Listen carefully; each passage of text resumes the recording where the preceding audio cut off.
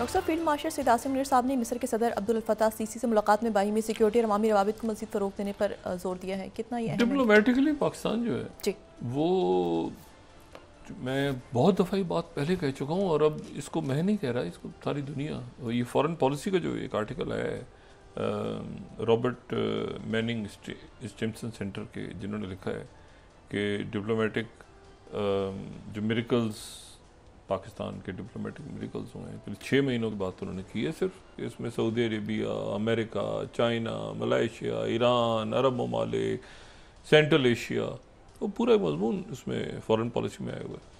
तो बात सारी ये है कि ये जो साल है ये पाकिस्तान के डिप्लोमेटिक मिरेकल्स का, यानी बहुत बड़े लेवल पे पाकिस्तान ने पूरी दुनिया में अपनी दाग बिठाई है, सफारती मामलात पे भी, और सफारतकारी आजकल जो है वो मिलिट्री डिप्लोमेसी है। ठीक है, मतलब है कि अब आप मुझे बताएं ना कि गज़ा में जो कुछ हो रहा है, तो गज़ा में कोई सफारतकारी हो रही है? गज़ा में तो एक जाहिरियत हुई है और उसका आगे भी जो हल निकलने जा रहा है वो मिलिट्री डिप्लोमेसी ही है। ठीक है ना, यानी फ़ौजों को रोक दिया, वहाँ पे फ़ेज़ 2 शुरू हो गया है। इसराइल तहलील हो चुका है। इसराइल को ऐसे ही आप लाइट लें, क्योंकि वहाँ पे जो ये जो स्टीफन फिगन आए हैं, जो कि बड़े पुराने उनके डिप्लोमेट, जिन्होंने संभाल लिया कंट्रोल सारा, ये जो कमांड सेंटर बना है, तो इसको इन्होंने वो सारा वहाँ पे कमांड सेंटर संभाल लिया है। और उसके साथ ही वहाँ पे जो लेफ्टिनेंट जनरल पैट्रिक फ्रैंक हैं, वो सेंटकॉम को के डायरेक्ट, अब वो बाकी मुल्क भी वहाँ पे आनी शुरू हो गई हैं। इसराइल नहीं है, कहीं मुल्क के तौर पे एग्जिस्ट नहीं कर रहा। मैं आपको बिल्कुल ये बात बता रहा हूँ कि नेतन्याहू डैम, वो अमेरिकन आए बैठे हैं आके, और American JD Vance, Marco Rubio और स्टीव विटकॉफ और जैरेड कुशनर और ये सारी शख्सियात जो हैं ये मौजूद हैं, और ये वहाँ पर आगे कैसे मूव करने का, उन्होंने कहा जो हमारे वो अभी तक भी तो वापस नहीं आई, उन्होंने कहा छोड़ दो, आगे फ़ेज़ 2 की तरफ बढ़ो, फ़ेज़ 2 की तरफ बढ़ें। यानी अब वो मामला सारे तय होंगे कि स्टेबलाइजेशन फोर्स कौन सी आएगी, क्या होगा, इमदाद जो है अक़वाम मुत्तहिदा के तहत। इन्होंने कहा कि तुर्की हमारी रेड लाइन है। वो प्रेसिडेंट उर्दगन ने कहा है कि कोई ऐसा एक भी जगह नहीं है जहाँ पर तुर्की दरमियान में ना हो। और यहाँ पर ये मैं कोट कर रहा हूँ, ये हुर्रियत को 31 तुर्की is a key player in all region location, ये एर्दोगन ने भी जवाब दे दिया। तो तुर्की के बगैर तो सवाल ही पैदा नहीं होता। अच्छा, मरवान बरगुती और बाकी लोग भी सारे रिहा होने जा रहे हैं। और आज जो डेली मेल है बरतानिया का, उसने एक ख़बर ऐसी दी है जो कि एक बहुत अजब इंकिशाफ हुआ है। इनकी इंटेलिजेंस के पास ये थी इतलात, लेकिन डेली मेल ने जो ख़बर दी है, तो वो उसके बाद ये जो है ये एक इसराइल के अंदर बिल्कुल, इस डेली मेल ने ख़बर ये लगाई है, वही कह रहे हैं कि जी जितने लोग यहाँ से हम रिहा कर रहे हैं और जिनके बारे में बात हो रही है कि उनको, वो तो 5 स्टार होटल में ठहरे हुए हैं वहाँ पे।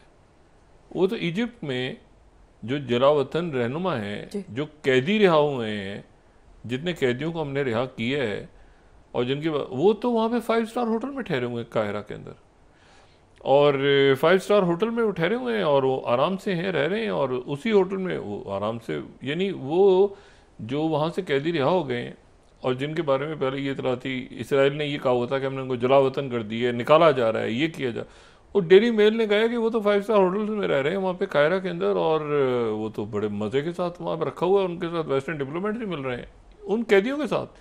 कोई उनमें से 30 साल बाद निकला है, कोई 25 साल बाद निकला है जेल से। तो ये जो है ये वहाँ पर ये जो है ये एक बहुत बड़ी उनके लिए जो है ये इसको फिर 34 अगर हम देखें, ये इसी रिपोर्ट को फिर इसराइल की मीडिया ने भी कैरी कर लिया, हमास टेररिस्ट फ्रीड अंडर गजा सीज़फायर 5 स्टार कायरो होटल। अब इशू ये है कि यहाँ वो ख़त, मैंने आपसे कहा ना कि वो फॉर ऑल प्रैक्टिकल पर्पसेस जो है वो इसराइल की जो पूरी कंप्लीट पॉलिसी है, वो पॉलिसी उनकी वो चली, वो है नहीं उनके पास, वो उनके हाथ में नहीं है अब।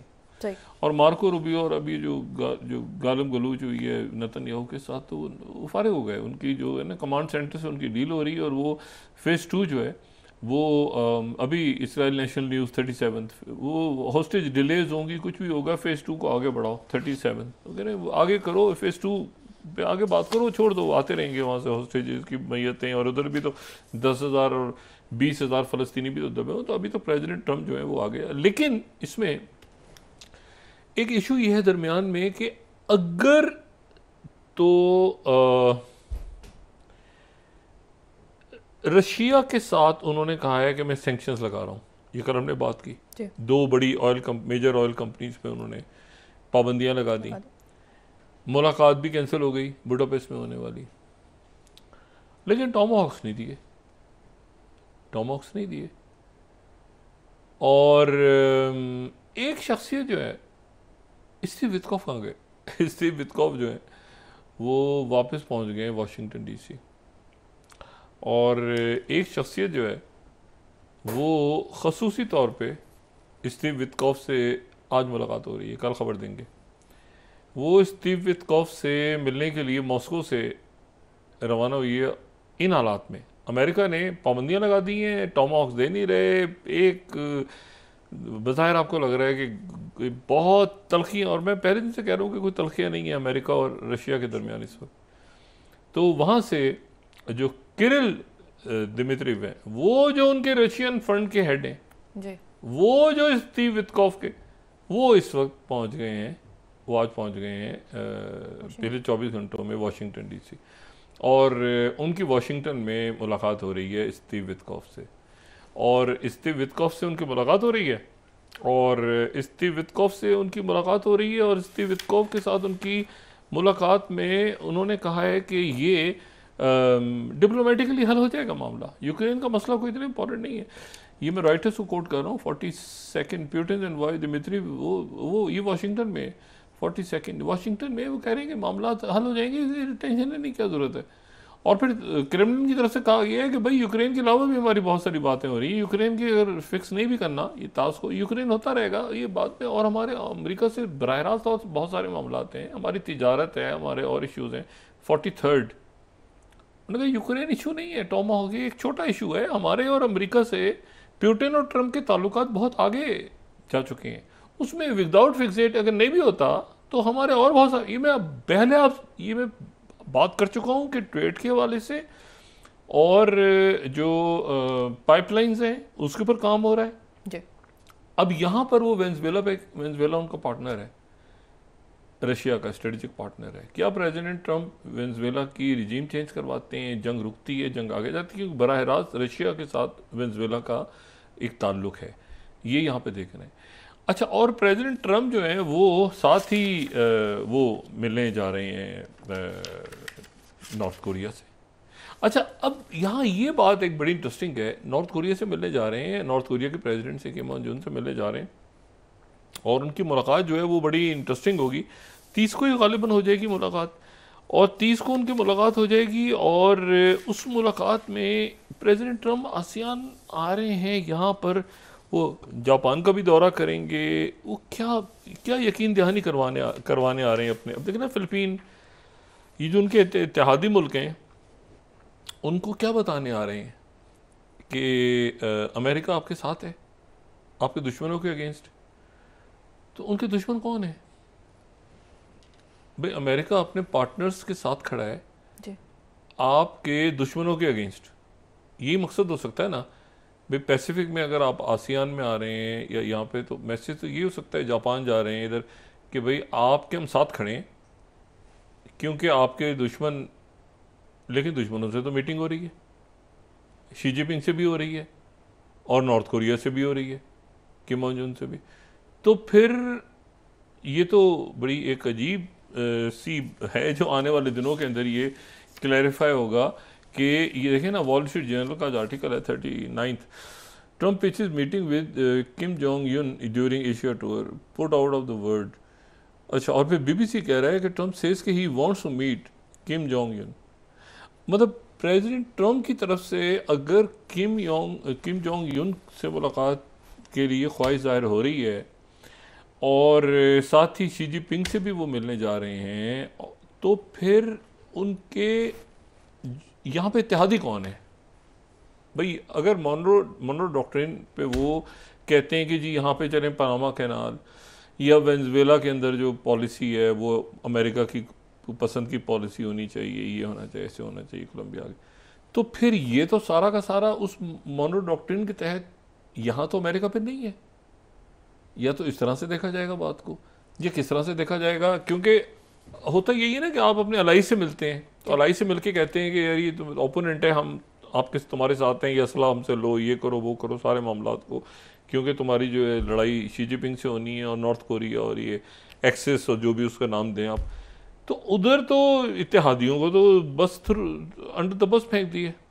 देखें ना, अंडर द बस, उधर से नेतन्याहू फारिग हो गया, उधर से गालम गलूच जो हुई है, अब उसके बाद कोई नेतन्याहू जो कल भी हमने बात की थी, उसके बाद कौन सा नेतन्याहू, और फिर उधर ज़ेलेंस्की को कह रहे हैं कि हमारे तो बराह रास्त ताल्लुक आते हैं और ये मुलाकातों ने हो रही है वहाँ पे, जो वो कह रहे हैं कि एक इशू है इसमें, इससे हटके कोई और भी बहुत सारे इशूज़ हैं।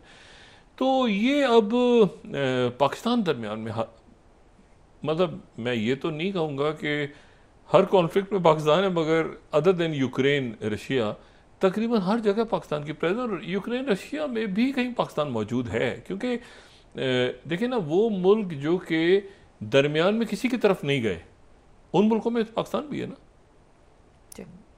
ठीक है ना, पाकिस्तान भी है। तो बात यह है कि